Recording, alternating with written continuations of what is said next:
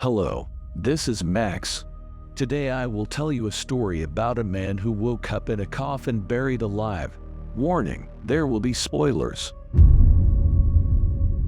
The film opens with the protagonist, Paul Conroy, awakening in a small, dark enclosure, his hands and mouth bound. In a startling discovery, he finds a lighter nearby and uses it to illuminate his surroundings, revealing that he is trapped inside a coffin. Despite his struggles, Paul manages to remove the cloth covering his mouth and cries out for help, only to realize that his screams go unheard. With his hands still bound, he attempts to escape the coffin but faces increasing difficulty. As Paul continues his efforts, he notices a nail within the coffin and ingeniously uses it to free his hands. Feeling a sense of relief, he gathers his strength to open the coffin, yet his attempts prove unsuccessful. Overwhelmed by despair, he screams loudly. Suddenly, Paul hears a vibrating sound and discovers a phone, providing a glimmer of hope. Using the phone, he contacts the emergency helpline, fortunately establishing a connection. Paul introduces himself as an American citizen working as a truck driver in Iraq, urgently explaining his predicament of being buried alive in an unknown location. Unfortunately, the operator informs him that she is based in Ohio and can offer limited assistance. Paul attempts to contact his wife multiple times, but she does not answer, likely being unavailable. In desperation, he sends her a message, informing her of his situation in Iraq and urging her to inform the National Guard. Seeking further help, Paul reaches out to the Chicago FBI. Speaking with an agent, he immediately recounts his harrowing experience. He reveals his occupation as a truck driver in Iraq, narrating an incident where he was transporting kitchen supplies to a community center. During the delivery, children began pelting his truck with stones, and subsequently, an armed group attacked them, resulting in the deaths of several of his colleagues. Paul's last memory is being struck on the head by a stone before losing consciousness. Upon regaining consciousness, he found himself confined within the coffin. While Paul continues his explanation, the call suddenly gets disconnected, leaving him in a frantic state. Desperately, he tries to regain the signal by angling the mobile phone in different directions. Eventually, he manages to reconnect but is greeted by a different agent.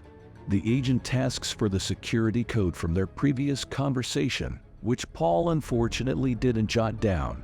Consequently, the call is directed to voicemail and ultimately ends. A sense of grim realization begins to settle on Paul that he may not survive this ordeal. However, a sudden recollection strikes him. He remembers receiving a missed call on his phone while he was on the line with the FBI. Seizing the opportunity, he dials the number and a man answers, inquiring if he is an American soldier. Paul clarifies that he is just an ordinary truck driver working for a company in Iraq, denying any association with the military. However, the man remains skeptical, asserting that being an American makes him a soldier as well. The man reveals that if Paul wishes to escape his predicament, he must provide $5 million by 9 p.m. If he fails to deliver the money, the man threatens to bury him alive. It becomes evident that this man is responsible for the entire ordeal. Nervously, Paul explains that he doesn't possess such a large sum as he is merely a regular truck driver. If he had that kind of money, he wouldn't have come to work in Iraq. In response, the man suggests that Paul contact the American embassy, assuring him that they would pay the ransom to secure the freedom of an American citizen. With that statement, the man abruptly ends the call. Though skeptical that the American embassy would provide such a substantial amount for a driver, Paul still decides to call the state government, obtaining the number from his sister-in-law. After relaying all the details of his situation, the woman on the line informs Paul that she is already aware of his circumstances, as his voice message reached them instantly. Paul proceeds to explain that the kidnapper has demanded a ransom of $5 million, threatening to let him die if the money is not delivered. Unfortunately, The woman informs him that they cannot provide such a large sum, as it goes against their policy of not negotiating with terrorists. Frustrated, Paul points out that it's easy for her to make decisions while comfortably seated in a room, whereas he is the one facing imminent death within a few hours.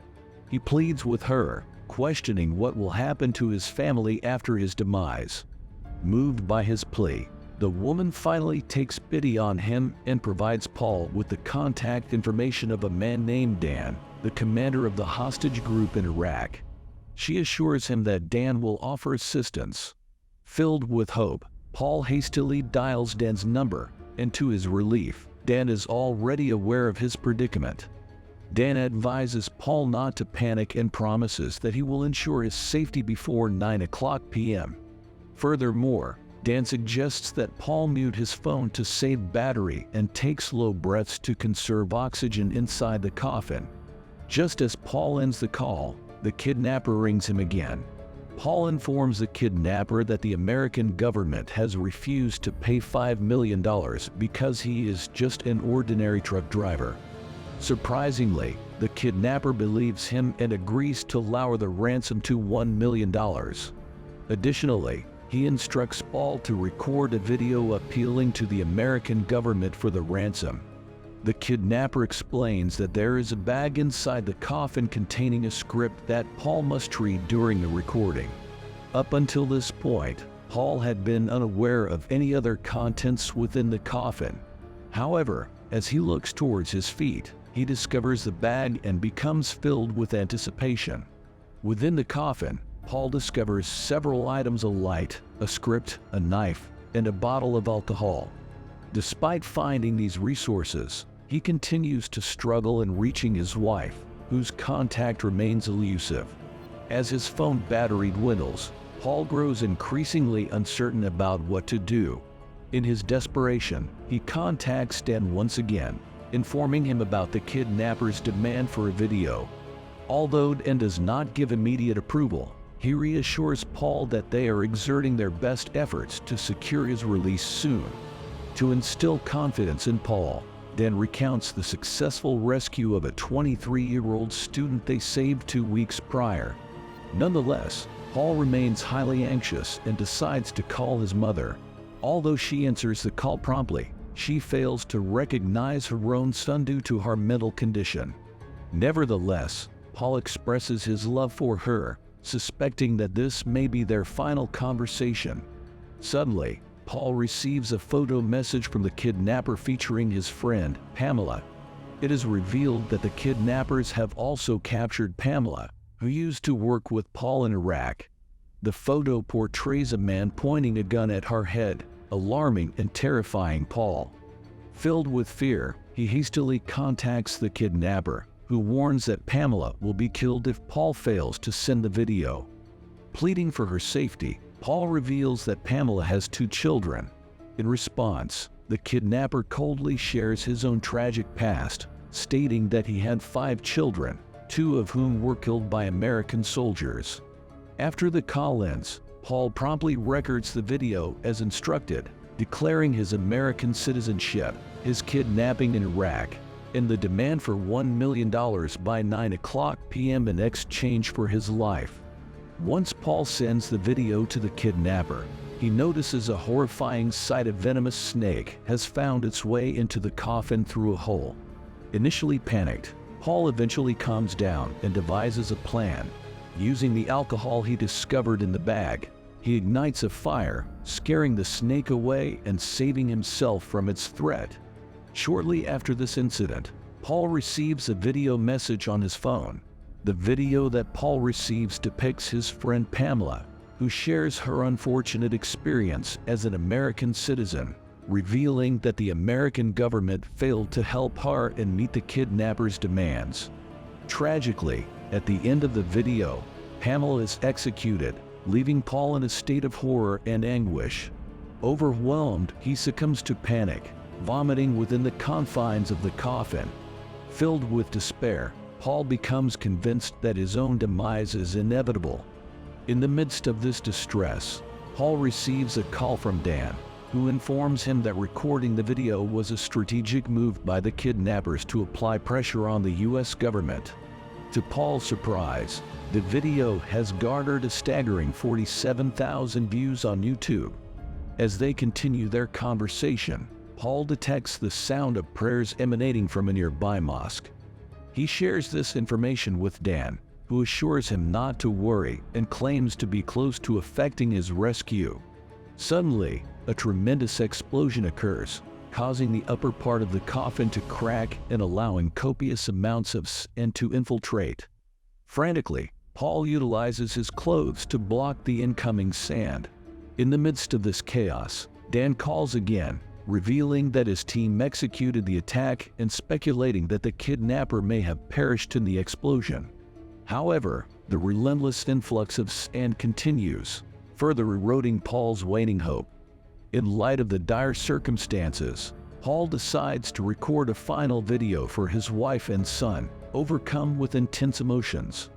Just as he prepares to do so, the kidnapper, who miraculously survived the attack, contacts him once more. The kidnapper reminds Paul that time is running out and urges him to quickly provide the demanded $1 million if he wishes to stay alive. Determined, Paul refuses, asserting that the government will not provide any funds. In response, the kidnapper resorts to threatening Paul's wife and son, even divulging their home address. Fearful for his family's safety, Paul reluctantly agrees to the kidnapper's demand, proceeding to cut his own finger and record a video as a desperate plea to the government. Suddenly, a glimmer of light filters in from above, giving Paul hope that rescue is imminent. However, his optimism is short-lived as he realizes it's a mere hallucination. Paul remains trapped inside the coffin with no way out. Just then, he receives a call from Dan, who assures him that they have located him and will soon facilitate his rescue. In the midst of waiting, Paul finally receives a call from his wife, who is overcome with hysterical tears as she asks about his well-being.